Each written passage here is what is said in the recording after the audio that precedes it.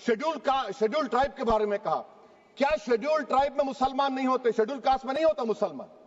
Schedule tribe में मुसलमान होता तो क्या आर्टिकल 25 मेरा चला गया, आर्टिकल 26 चला गया, आर्टिकल 14 चला गया, 15 चला गया, 29 चला गया? लक्षद्वीप का एक मुसलमान एमपी है, क्या उसको राइट नहीं है क्योंकि ट्राइबल है? क्या कह रहे हैं आप? इस ऐवान को क्यों गुमराह कर रहे हैं आप शेड्यूल ट्राइब के नाम पर? सर, और एक चीज जो आपको बता रहा हूं सर, अब आप जब आर्टिकल 26 से मेरा सोर्स है, तो आप सेंट्रल वक्फ काउंसिल में 22 में से 10-11 आप नॉन मुस्लिम को बना सकते हैं। रिलीजन न्यूट्रल आपने कह दिया, और आप बनाएंगे, क्यों बनाएंगे आप? स्टेट वक्फ बोर्ड में 7 नॉन मुस्लिम होंगे और 4 मुसलमान। क्यों होंगे? क्योंकि आप लॉ में 95 में डायरेक्ट मैनेजमेंट में ले सकते हैं 5 साल के लिए। आप वक्फ यूजर को आप कलेक्ट डिस्ट्रिक्ट ऑफिसर बोलेगा ये वक्फ की प्रॉपर्टी नहीं है, तो वो वक्फ बोर्ड खामोश बैठ जाएगा, कुछ एक्शन ही नहीं लेगा क्योंकि वो आपके प्यादे हैं। अच्छा, जब आप नॉमिनेट करेंगे सर मैं मोदी गवर्नमेंट के खिलाफ नो कॉन्फिडेंस ला सकता हूं, मगर वक्फ बोर्ड का चेयरमैन जो नॉमिनेट होगा उसके खिलाफ नो कॉन्फिडेंस नहीं ला सकते, हम बिल्कुल नहीं ला सकते। क्या मजाक है बताइए आप? ये डेमोक्रेसी है। नॉमिनेट भी स्टेट गवर्नमेंट करेगी, वो अगर डिक्टेटर बन जाएगा जैसा आज भारत में हो रहा है तो वो भी नहीं हटेगा। कम से कम यहां पर तो इलेक्शन है, वहां पर तो आप 5 साल झेलते रहो उसको। अच्छा सर, अब ये जो क्लॉज 11 और क्लॉज 9 आप 16AA से देखिए, where the qualification of the members of the board has been limited only to 3 categories contained in 14(1)(c). Intention is very clear that the majority is to be packed with non-Muslims. So who will defend my interests, sir? If I cannot depend on the state waqf board, central waqf council, which are going to comprise non-Muslims, this in itself is a clear violation of Article 26, 14 and 15, sir. अच्छा sir, CO पहले 95 act में था कि word मुस्लिम, आपने गायब कर दिया उसको। अरे आखिर क्यों इतनी नफरत है आपके लफ्ज मुसलमान से? अच्छा, फिर क्या कह रहे हैं आप कि ये भी आर्टिकल 26 का वायलेशन है। सब जितने हिंदू धर्म के प्रॉपर्टीज हैं, सिख धर्म के हैं, बौद्ध के हैं और आपके जैन के, वहां पर उन्हीं के मजहब का ऑफिसर होगा। और कहां पर नहीं होगा? वक्फ बोर्ड में। वक्फ board is a pure religious institution, इसको समझने की जरूरत है। तो आप ये कर दे रहे हैं सर। अच्छा सर, आप देखिए, अब आप आ जाइए ये ट्राइब्यूनल पर। मुझे समझ में नहीं आया सर कि हमारे होम मिनिस्टर वजीर दाखिला ने क्या कह दिया कि 2013 का जो कानून है वो नहीं बनता तो हम नहीं लेके आते। मैं बड़े अदब के साथ उनसे पूछना चाह रहा हूं कि क्या उस वक्त राजनाथ सिंह साहब, अडवाणी साहब, हमारी लेट सुषमा स्वराज, ये बड़े बड़े नेता यहां बैठे थे? आपने यूनानिमस उस कानून को पास करवा दिया। कीर्ति आजाद थे उस वक्त, अब यहां बैठे हैं वो टीएमसी में। तो क्या आप गलत थे या वो गलत थे? हमको बता दीजिए, आप बता दीजिए। क्योंकि अगर अडवाणी आपके लिए बहुत बड़ा नेता है, मेरे लिए नहीं हो सकते, आपके लिए आपने पद्मश्री दिया उनको। मोहतरमा सुषमा स्वराज की जबरदस्त तकारीर का मैं कायल हूं, वो बैठकर उस 2013 को यूनानिमस पास कर दिए। मुझे कंफ्यूजन है कि क्या अमित शाह, नरेंद्र मोदी बड़े हैं या अडवाणी बड़े हैं? आपके लिए आप तय कर लीजिए। अच्छा सर, आपके tribunal sir, railway Clements tribunal, NGT tribunal, income tax, वैसे 14-15 ट्राइब्यूनल है, हिंदू एंडोमेंट का ट्राइब्यूनल, सबका अपील नहीं होती, रिव्यू होता है। गृह मंत्री सरकार कह रही है कि नहीं, रोक दिए, रोक लगा। कैसे रोक लगाते हैं? रिव्यू और अपील में तो फर्क होता है ना सर। आप ही कह रहे हैं कि पूरे कोर्ट्स में बैकलॉग है और आप अपील कर रहे हैं। अच्छा सर, रिटायर्ड डिस्ट्रिक्ट जज 95 में सिटिंग डिस्ट्रिक्ट जज था, जो एडमिनिस्ट्रेटिव कंट्रोल था सीजीआई साहब, उसको निकाल दिए। अच्छा सर, अब आप अभी हमारे मंत्री साहब ने कहा trust, sir Shri Sai Baba trust 2004, वो ये कहता है जो ऑफिसर उसमें काम करता है उसको साई बाबा का डिवोटी होने चाहिए और उसको डिक्लेरेशन लिख के देना पड़ेगा। यहां पर हो रहा तो यहां पर क्यों नहीं हो रहा? अच्छा सर, आप फिर देख लीजिए, ये आपका हो गया सर। हाँ, अब अमित शाह साहब ने सेक्शन 2A के बारे में कहा और उन्हें इस बात का इकरार कर लिया कि दाऊदी बोहरा के लिए यह बनाया गया है। मगर मैं आपके जरिए से गवर्नमेंट से पूछना चाह रहा हूं, आपने तो उस प्रोवाइजो में दाऊदी बोहरा का नाम ही नहीं लिखा, आपने उनको भी थैंक यू कर दिया, उनका नाम क्यों नहीं लिखा आपने? और सर, और गवर्नमेंट क्या कर रही है? आप मुस्लिम समाज में जो जो जो बेकार किस्म के लोग हैं उनको एक रास्ता बना रहे हैं, एग्जिट दिखा रहे हैं कि तुम्हें वक्त से बचना है तो तुम ट्रस्ट बना लो। ये क्या कर रहे हैं सर आप? कम से कम उन दाऊदी बोरा को आप दे देते। अच्छा sir, clause 3V section 36 clause 18 देख लीजिए। Oral Waqf, oral appointment has sought to be discontinued even though it is recognized practice in Islam. Muslim personal law has recognized oral waqf and 1937 Shariat Application Act. Sir आप clause 39 पर आ जाइए। 5 साल के लिए मुसलमान। मैं किरण रिजिजू से पूछना चाहता हूं, सर दाढ़ी रखे तो मुसलमान प्रैक्टिसिंग है या क्लीन शेव आपकी तरह है? तो बताइए हमको प्रैक्टिसिंग क्या होगा? अच्छा, किसी को पकड़ के मॉब लिंच कर दिया और बोले कि JSR का नारा लगाया, और वो JSR का नारा लगाया तो क्या मुसलमान रहेगा? नहीं रहेगा। या फिर देश के प्रधानमंत्री ने कहा था कपड़े देखकर पहचानो, तो क्या कपड़े देखकर आप कह देंगे? अच्छा, अगर कोई हिंदू, अगर कोई क्रिश्चियन हिंदू धर्म कबूल करता है तो क्या वो मंदिर को नहीं दे सकता प्रॉपर्टी? फिर भारत के संविधान में आर्टिकल 300 क्यों है सर? राइट टू इक्वालिटी क्यों है? फ्रीडम ऑफ रिलीजन क्यों है? 5 साल कहां से लाएंगे? अच्छा सर, और एक चीज सर, और एक चीज मैं आपको बोल के खत्म कर दूंगा सर। इस बिल में वक्फ औलाद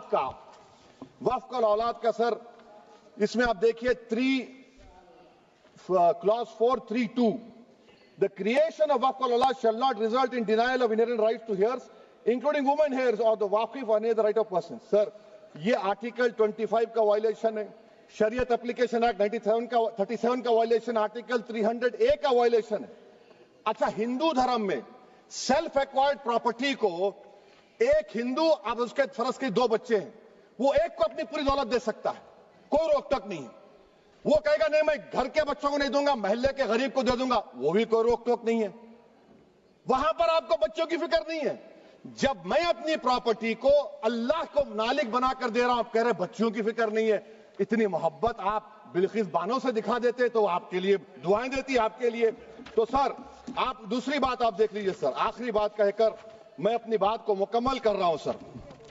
नहीं मुकम्मल कर रहा हूं। स्पीकर साहब बहुत टाइम दे दिए। सर आप देखिए, इसमें अमित शाह साहब बोले कि इतनी प्रॉपर्टीज का कब्जा हुआ, चोरी हुई, ये हुआ। सर क्लॉज 2652A सेक्शन, अगर कोई प्रॉपर्टी बेचता है 2 साल की सजा थी, आपने क्या कर दिया? उसको 6 महीने कर दिया। नॉन बेलेबल था, आपने बेलेबल कर दिया। सेक्शन 40 की बात करते हैं। सेक्शन 40 में सर हमको जो ज्वाइंट वर्किंग कमेटी का जो नोट्स दिए, उसमें मिनिस्ट्री ऑफ माइनॉरिटी अफेयर्स ने कहा कि 30 साल में 515 केसेस सेक्शन 40 के, और सिर्फ 8 लोग कोर्ट को गए।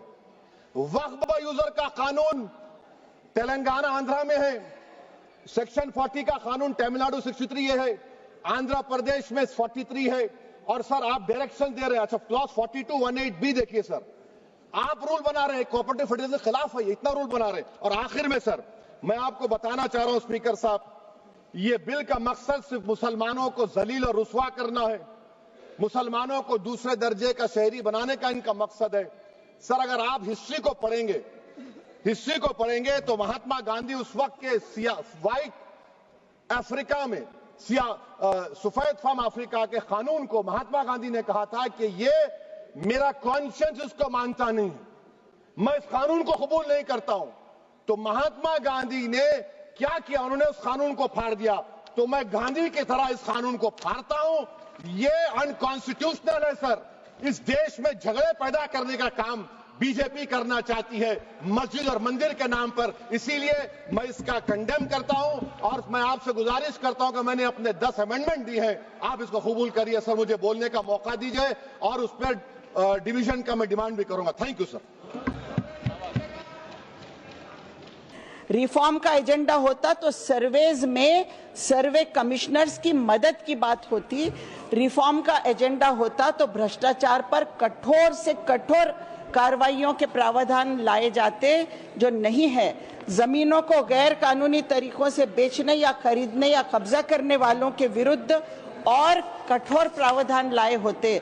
यहाँ तो पहले जिसको एक सीरियस क्राइम माना जाता था उसे भी नॉन कॉग्निजेबल और बेलेबल बना कर के प्रावधान लाए हैं आप। सर मुतवल्लियों से जो वक्फ बोर्ड्स को शेयर मिलता है, जिससे कब्रस्तानों के मस्जिदों के काम होते हैं, वो शेयर को भी आपने कम कर दिया है, 7% से 5% पे ला लिया है। क्योंकि वक्फ बोर्ड की और तो कोई इनकम नहीं होती है जिसकी आप बात कर रहे हैं। वो इनकम तो कमर्शियल एक्टिविटी से ही होगी। वक्फ बोर्ड तो मस्जिद चलाते हैं, कब्रिस्तान चलाते हैं, आशुर खाने चलाते हैं, दरगाह चलाते हैं, वहाँ से इनकम कहाँ से होगी? सर, अगर वक्फ बोर्ड्स को आप सशक्त करना चाहते थे तो ऑफिसेस की बात होती, इंस्टीट्यूशनल सपोर्ट देने की बात होती, स्टाफ देने की बात होती, लेकिन उनकी स्वायत्तता छीने बिना, परंतु उनकी ऑटोनॉमी अबाधित रहने देते हुए अगर करते तो कोई बात थी सर। ऑटोनॉमी छीन कर आप कर रहे हैं बात, तो इसकी कोई वैल्यू नहीं है। क्योंकि सर, अगर मुझे मेरा घर चलाने में कुछ कठिनाई आ रही है तो आप ये नहीं कर सकते कि मदद के तौर पर आओ हम आके आपके घर का मालिक बन जाते हैं क्योंकि आप अपने घर में कठिनाई आपको हो रही है घर चलाने में। तो उस तरह की बात यहाँ हो रही है। सवाल यह है सर कि क्या नॉन कम्युनिटी मेंबर्स बोर्ड्स पर लाए जाने से बोर्ड्स एम्पावर हो जाएंगे? क्या लॉजिक है इस बात की? सर, आप कहते हैं कि वक्फ बोर्ड्स धार्मिक संस्था ही नहीं है। आपने कहा कि धार्मिक संस्था ही नहीं है, मस्जिदों का, दरगाहों का, कब्रिस्तानों का, आशुर खानों का व्यवस्थापन करने वाले धार्मिक संस्था नहीं है। जो वक्फ बोर्ड की जमीन लोगों ने डोनेट किए हैं रिलीजियस पर्पस के लिए, वो व्यवस्थापन धार्मिक नहीं है। ये सोच भी कमाल की है सर। आप मुझे बोलने देंगे? एक तो आपने आखिर में मेरा नंबर लाया सर और आप घंटी बजा रहे हैं। प्लीज मुझे बोलने दीजिएगा सर, ये बात अन्यायकारक है। मैडम, जहां नाम सर, है, आप please please 1 minute consider sir. जहां सूची में नाम है मैडम, मैं वही पुकार सकता हूँ। जो समय लिखा है उसका मैं पालन करता हूँ। प्लीज, नाम नीचे नीचे आता गया मेरा sir. Please conclude please. Madam please seat पर बैठकर न बोले, जहां पर नाम सूची में वही मैं बुला रहा हूँ। प्लीज सर, आप कंक्लूड करें। मुझे बोलने दीजिए सर प्लीज। हाँ, बोलिए, कंक्लूड करिए। वक्फ जमीनों का सबसे बड़ा एनक्रोचर कौन है ये मैं पूछती हूँ। सच्चर कमेटी की रिपोर्ट के अनुसार वक्फ बोर्ड का सबसे बड़ा एनक्रोचर स्टेट गवर्नमेंट स्वयं है सर, और आपने एनक्रोचर को ही फैसला करने का अधिकार दे दिया है। क्या इससे न्याय मिल जाएगा धार्मिक संस्थाओं को सर? सर, एम्पावर हो जाएंगे धार्मिक संस्थाएं? ये मेरा सवाल है। सर्वे कमिश्नर्स को मजबूत बनाने के लिए उनको और रिसोर्सेज देने चाहिए था, लेकिन वक्फ प्रॉपर्टीज को कंट्रोल करने का सीधा अधिकार आप सरकार को दे रहे हैं। ये क्या ये अन्यायकारक नहीं है? सब बचपन में एक कहानी सुनी थी कि एक भेड़िया सर बकरे की खाल ओढ़कर शिकार करता है। मुझे वो कहानी आज याद आ रही है। कंक्लूड करिए सर, प्लीज मुझे बोलने दीजिए। मैं बोलने दे रहा हूँ आपको। कंक्लूड अनएंडिंग टाइम नहीं दे सकता, अनएंडिंग टाइम नहीं दे सकता। प्लीज नहीं बजाएंगे सर। ये बिल सुधार नहीं बोल के खुद एक तरीके का एनक्रोचमेंट है माइनॉरिटीज के अधिकारों पर, माइनॉरिटीज के संवैधानिक अधिकारों पर। सर, आर्टिकल 14 से 30 तक के हर आर्टिकल का उल्लंघन हो रहा है इस बिल में सर। माइनॉरिटीज में केवल मुस्लिम्स नहीं है, क्रिश्चियंस है, सिख्स है, बुद्धिस्ट है,